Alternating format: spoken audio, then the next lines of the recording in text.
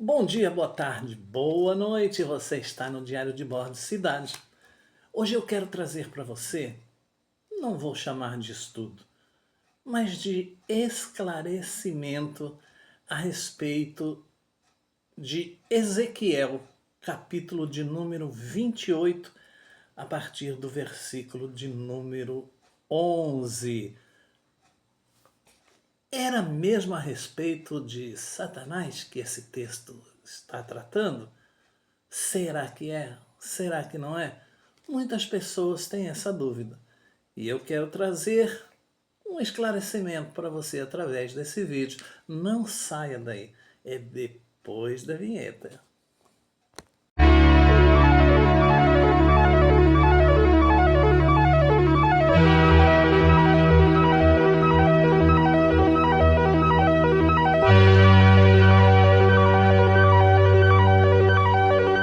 Então, bora lá, sem mais perca de tempo, vamos primeiramente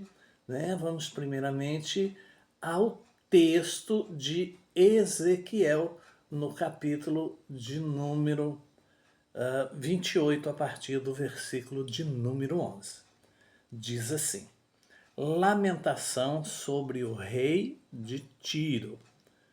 Veio mais a mim a palavra do Senhor, dizendo: Filho do homem, levanta uma lamentação sobre o rei de Tiro e dize-lhe: Assim diz o Senhor Jeová: Tu és o aferidor da medida, cheio de sabedoria e perfeito em formosura. Estavas no Éden, jardim de Deus. Toda pedra preciosa era a tua cobertura: a sardônia, o topázio, o diamante, a turquesa, o ônix, o jaspe, a safira, o carbúnculo, a esmeralda e o ouro.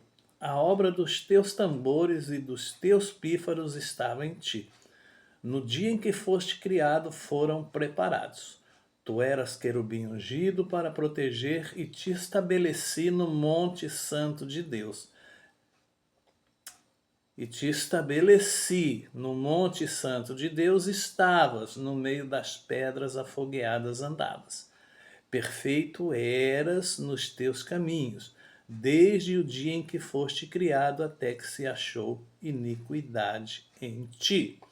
Na multiplicação do teu comércio se encheu o teu interior de violência e pecaste, pelo que te lançarei profanado fora do monte de Deus e te farei perecer, ó querubim protetor entre pedras afogueadas. Muito bem! Estamos mesmo aqui nesse texto tratando do diabo, tratando de Satanás. Será que é isso mesmo que diz esse texto? Então, vou começar aqui do final desse texto com você. No versículo de número 16, está escrito assim: Na multiplicação do teu comércio se encheu o teu interior de violência. Na multiplicação do teu comércio. Então, o diabo comercializava o quê? Ele tinha algum armazém, alguma loja? Ele era dono de quê? Irmãos, é preciso ler e entender. Versículo de número 13. Estavas no Éden, jardim de Deus, toda pedra preciosa era a tua cobertura. Esta era a comercialização do rei de Tiro: onix, turquesa, diamante, topázio, sardônia, carbúnculo, esmeralda e ouro. Era isto que ele comercializava. Então, nós já começamos aqui a desfazer algumas coisas. Mas vamos aí. Ezequiel 28 mostra que o orgulho humano é incapaz de sustentar grandezas que não procedem de Deus.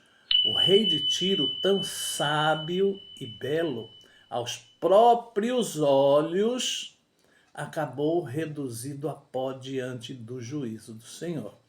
Esse capítulo me alerta. tudo que não está afirmado na humildade diante de Deus será destruído. A arrogância nunca é neutra. Ela é idolatria disfarçada. Mas qual o contexto histórico e teológico de Ezequiel 28? Bom, o capítulo 28 de Ezequiel se insere no bloco de oráculos contra as nações, lá em Ezequiel 25, 32, mais especificamente na sequência de profecias contra Tiro.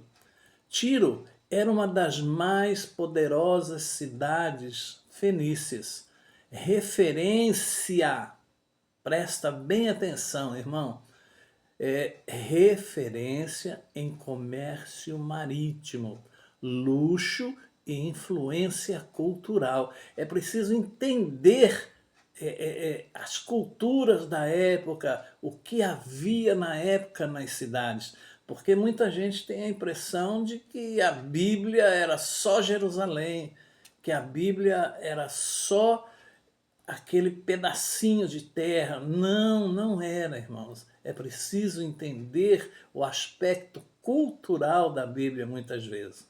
A cidade de Tiro ficava numa ilha fortificada no mar Mediterrâneo e, por sua localização, representava uma potência quase inatingível, inexpurgável. E o texto foi escrito por Ezequiel, um profeta que vivia no exílio babilônico por volta de 590 a.C. O capítulo 28 é dirigido tanto ao rei de Tiro como às pessoas soberbas da época.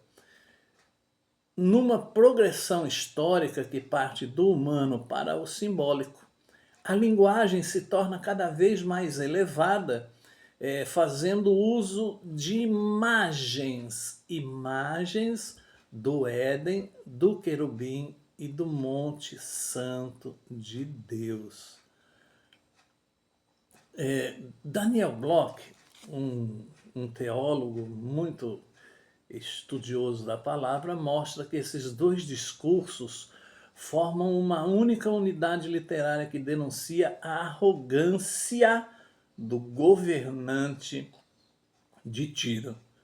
O príncipe se exaltou ao ponto de se declarar divino. O rei de Tiro, irmãos, ele se ensoberbeceu tanto com a sua riqueza, porque tudo que está aqui no versículo 13 é o que ele comercializava. Eu vou repetir para você.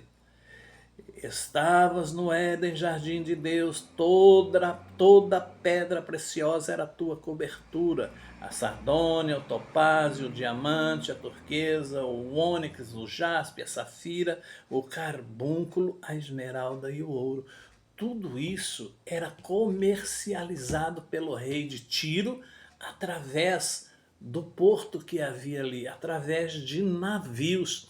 E então, ele chegou a um ponto tal, irmãos, ele chegou a um ponto que ele enriqueceu tanto, ele dominava tanto aquele comércio e as outras nações estavam presas a ele pelo fato das riquezas que o reino dele possuía, que ele começou a pirar, ele começou a viajar, irmãos. Ele começou a se achar um Deus. Ele se autodenominou um Deus.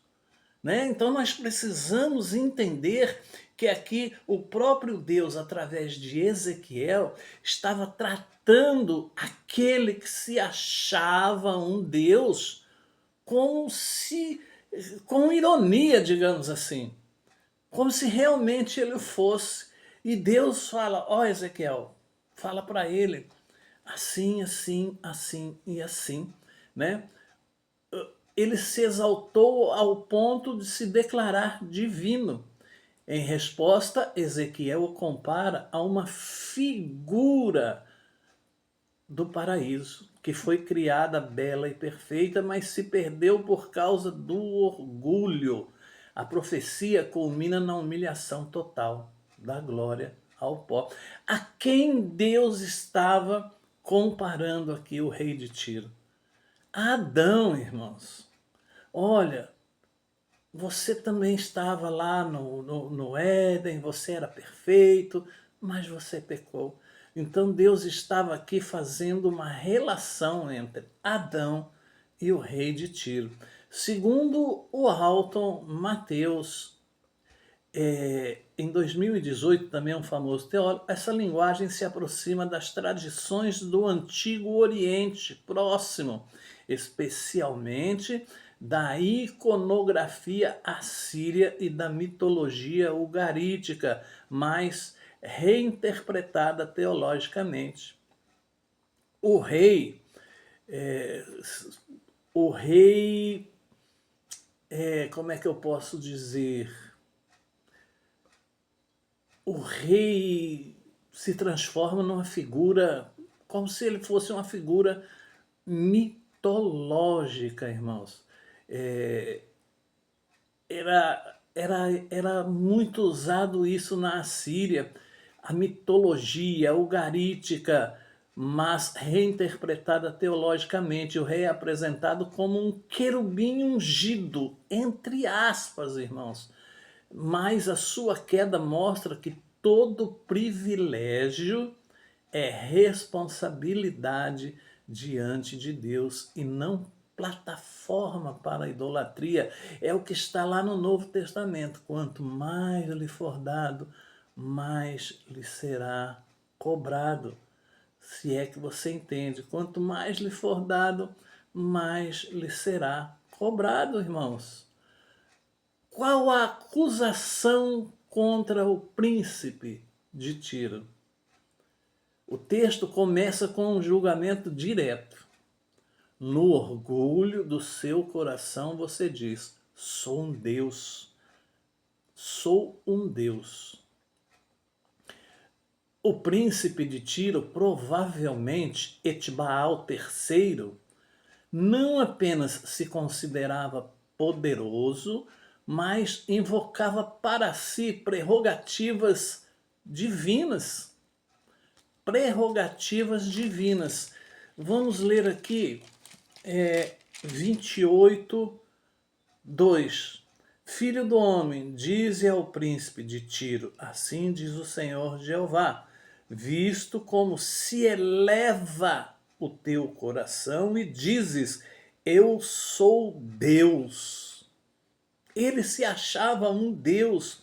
Eu sou Deus e sobre a cadeira de Deus me assento no meio dos mares. E estimas o teu coração como se fora o coração de Deus. Ou seja, ele, irmãos, estava se comparando a Deus. Pirou, ele estava se achando um Deus. As riquezas corromperam o seu coração e a sua mente. Ele começou a se achar o próprio Deus, ao ponto de dizer, eu me assento no trono de Deus. Então ele invocava para si prerrogativas divinas.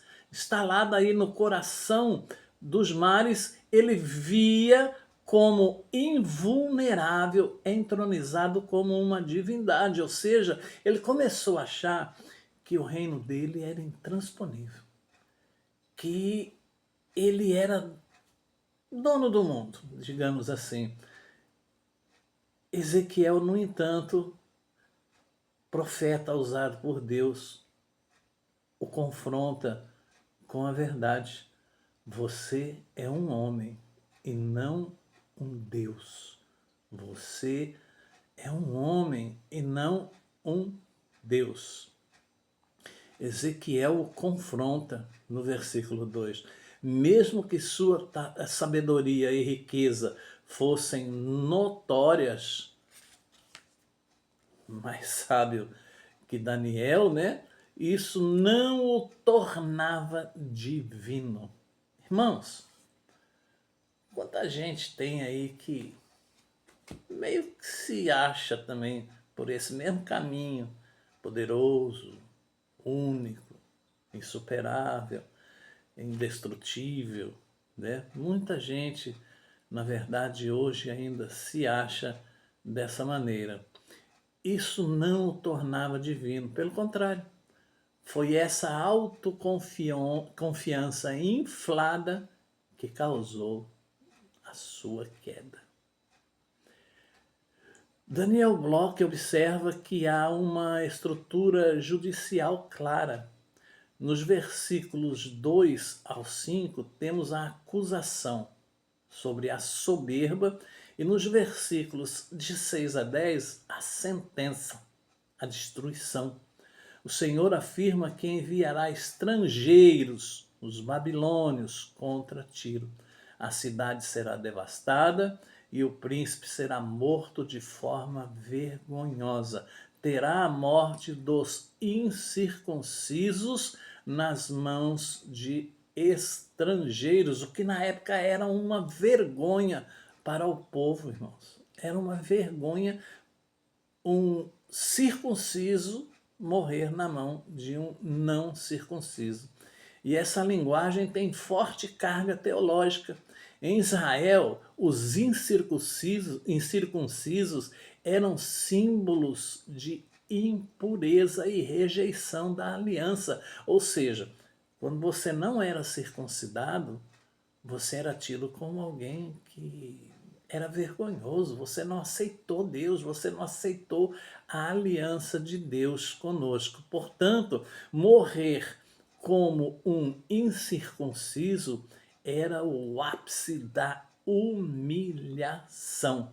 Ezequiel mostra que o caminho do orgulho leva sempre à ruína. Então, irmãos, vamos prezar pela humildade. Quem é o rei descrito no lamento? O segundo oráculo em forma de lamento intensifica o retrato do governante de Tiro. Ele é descrito como modelo da perfeição, cheio de sabedoria e de perfeita beleza. Estava no Éden adornado de pedras preciosas. Uma clara alusão ao luxo, mas também ao status elevado concedido por Deus. Ou seja, como eu já disse aqui, ele comercializava tudo que está escrito aqui. Ele era cercado por tudo que está escrito aqui no versículo de número 13. Mas aí ele se deixou levar pela soberba, ele se deixou levar pelo orgulho, ele se deixou levar pela vaidade. E quando isso ocorre, irmãos, é perigoso. Nos nossos dias continua sendo perigoso nós nos deixarmos levar pela vaidade, pelo orgulho, pelo eu faço, eu aconteço, eu sou, ninguém é melhor do que eu. Isto é perigosíssimo. E esse texto serve para os nossos dias também, porque nós, independente de classe, de religião, de cor, de credo, de condição financeira, estamos todos, sem exceção, sujeitos a este mesmo erro, o erro do orgulho, o erro do eu, o erro de achar que nós somos melhores do que A, do que B. Irmãos, preciso entender que um diploma não te faz mais sábio. Um diploma te faz mais aprofundado em alguma coisa, em algum segmento, em algum ramo, em alguma matéria, mas não o torna mais sábio do que talvez um homem humilde que não tem nenhum diploma. Porque a sabedoria, irmãos, é algo que se adquire com o tempo. E principalmente a sabedoria vinda da parte de Deus. Ninguém é sábio apenas porque tem um diploma. E eu não estou dizendo aqui, e nem estou aqui menosprezando, nem estou dizendo que você não precisa estudar, nem estou dizendo que você não precisa se aprofundar, não é isso. Mas é que tem muita gente que tem um diploma e porque tem aquele diploma, acha que é mais do que outro, ou do que os outros. Para especificar bem claro para você, um médico. Quantos médicos você conhece que atendem muito bem, que são humildes? Quando você chega no consultório dele, ele conversa, ele pergunta, ele te trata como igual. Mas quantos médicos você já viu também que são soberbos, não olham na tua cara, não pegam na sua mão, não tocam em você como se você tivesse algum tipo de lepra? E é aí que eu digo, o diploma dele o torna sábio apenas na medicina. Só. Não o torna sábio diante de Deus, não o torna sábio diante da palavra, não o torna sábio diante das experiências que você tem na vida. Você pode perfeitamente ser um analfabeto e ter muito mais sabedoria do que um que fez o doutorado, digamos assim, em qualquer ciência. É isso que eu estou querendo dizer para você. E o rei de Tiro se deixou levar exatamente por esse orgulho, por essas coisas, e aí começou a ruína dele. No verso 14, ele é chamado de querubim guardião, alguém estabelecido por Deus no Monte Santo, caminhando entre pedras fulgurantes. Essa descrição remete a um ser exaltado, próximo da glória divina, com acesso privilegiado à presença de Deus. Olha o trabalhar de Deus na vida desse homem. E ele se deixa levar pela soberba. Como Adão, eu já citei aqui, ele caiu.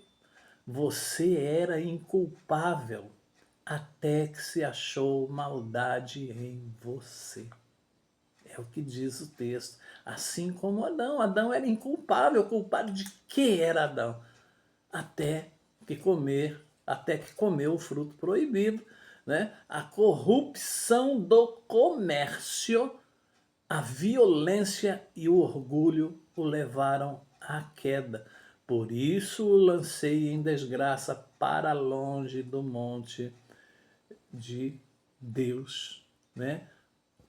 Irmãos, é complicado o orgulho. John Walton e sua equipe explicam que a figura do Éden é usada não de forma literal. Nós não temos que entender de forma literal, porque ele estava no Éden.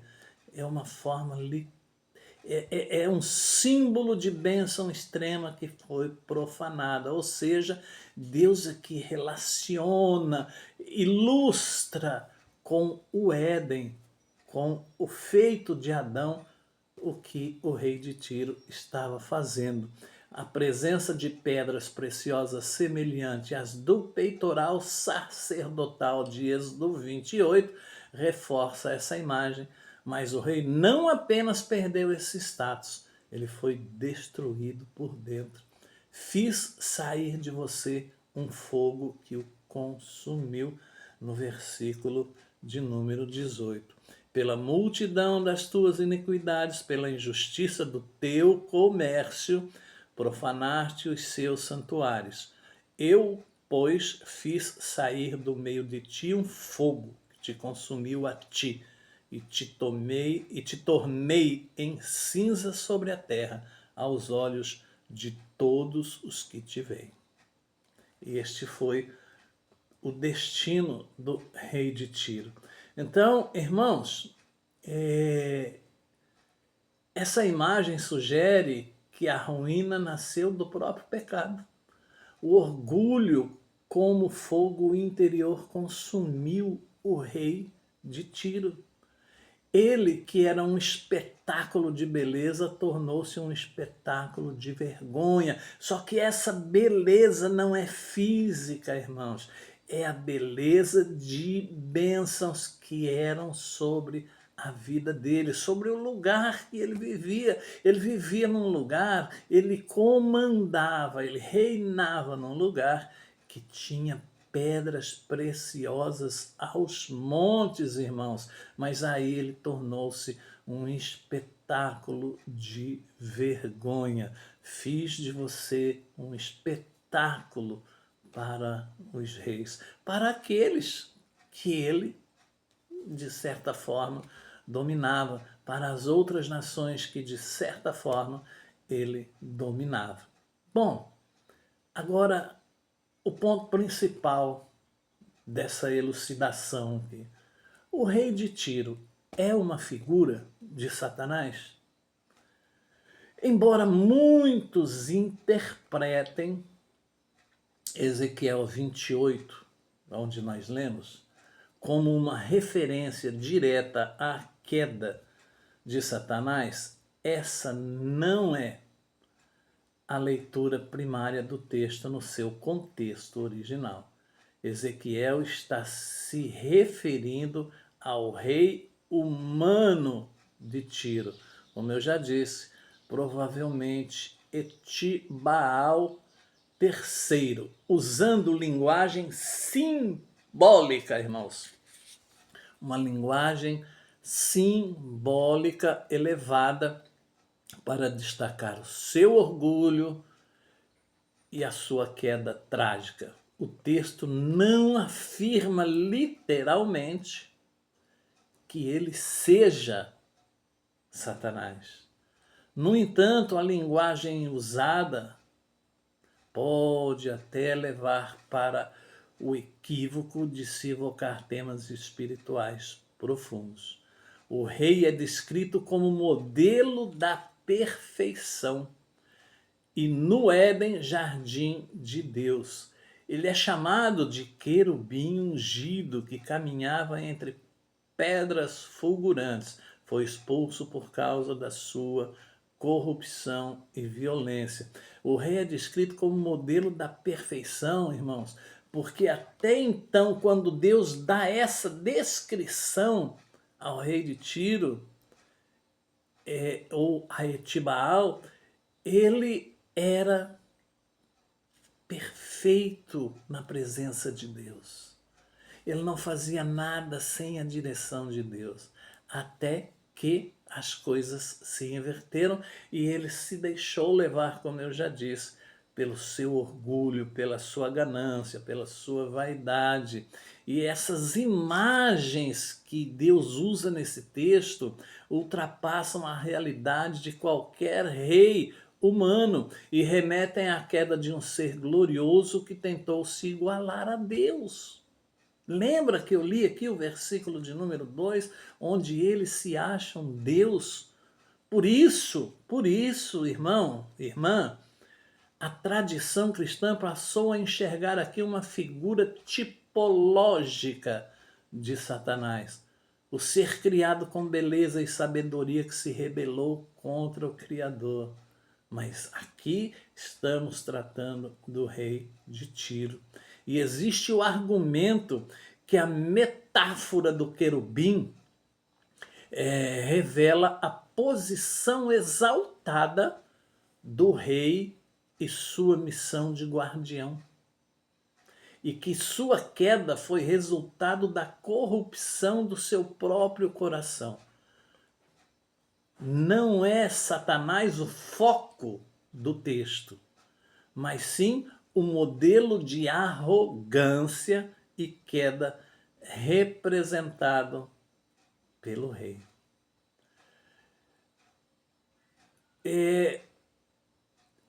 Já culturalmente fica meio esclarecido que o texto jamais liga explicitamente esse personagem a Satanás, irmãos. e que a teologia israelita da época ainda não possuía a visão desenvolvida sobre Satanás encontrada no Novo Testamento. Ainda assim, a teologia cristã pode reconhecer um princípio espiritual presente aqui. O orgulho é sempre satânico em sua essência. E a autodeificação, como a do rei de Tiro, reflete o mesmo impulso do diabo descrito em Isaías 14 e depois em Apocalipse 12, versículo 9. A profecia se estende a Sidom, cidade irmã de Tiro. Embora menos poderosa, Sidom também será julgada por Iavé. Estou contra você, Sidom, e manifestarei a minha glória dentro de você, diz o Senhor lá no versículo de número 22. A praga e o derramamento de sangue, no versículo 23, revelam a ação soberana de Deus, mesmo sobre povos que não pertencem à aliança. A razão é teológica. Então, eles saberão que eu sou o Senhor.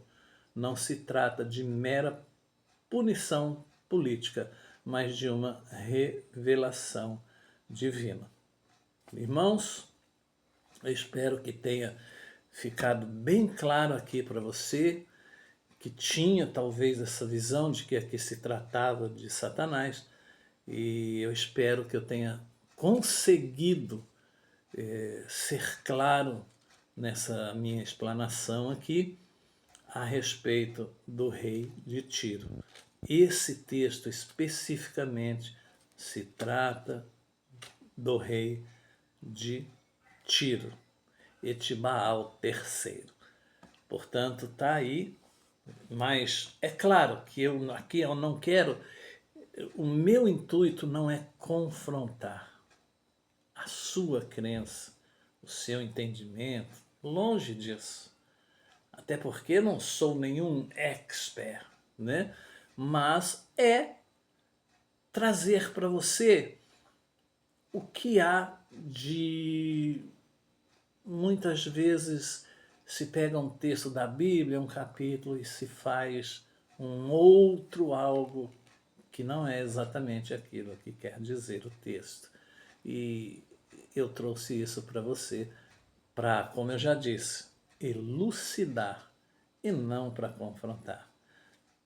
Portanto, você também pode ler, pode meditar no que eu te disse, pode acompanhar várias vezes esse vídeo e tirar, é claro, suas próprias conclusões. E se você discordar do que eu disse aqui, eu também respeito.